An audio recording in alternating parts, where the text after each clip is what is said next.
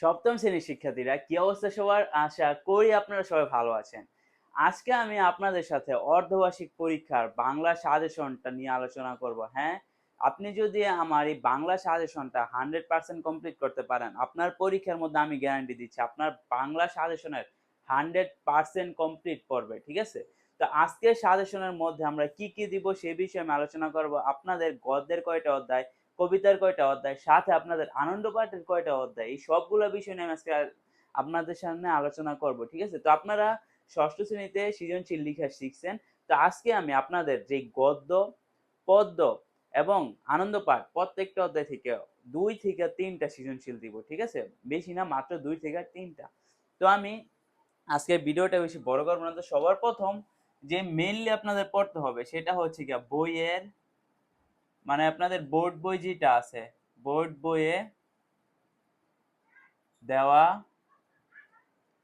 সৃজনশীল, সৃজনশীল। ঠিক আছে? তো এইগুলো আপনার মাস্ট বি পড়তে হবে। বোর্ড বইয়ে যেই সকল সৃজনশীলগুলা থাকবে সেগুলা বাদ দেওয়ার কিন্তু কোনো ওয়েই নাই। সেগুলা মাস্ট বি একদম খুব ভালো করে পড়তে হবে। বোর্ড বইয়ে দেওয়া সৃজনশীল। তারপর আমি আপনাদের প্রত্যেকটা অধ্যায় থেকে মাত্র 2 থেকে 3টা, মাত্র প্রত্যেকটি অধ্যায় থেকে মাত্র 2 থেকে 3টি।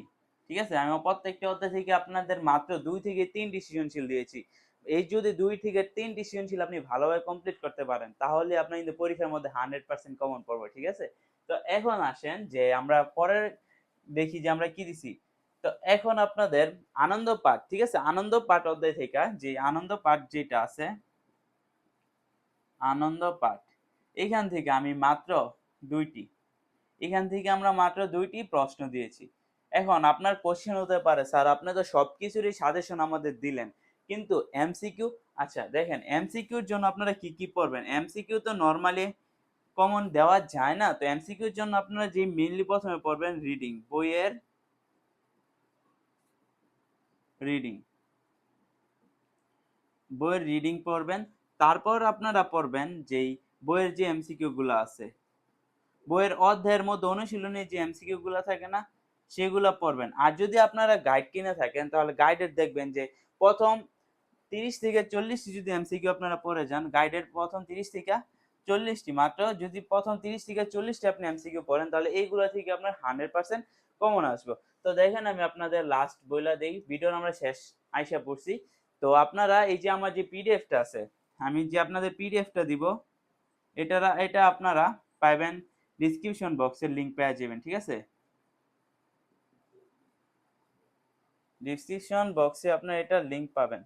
ওকে?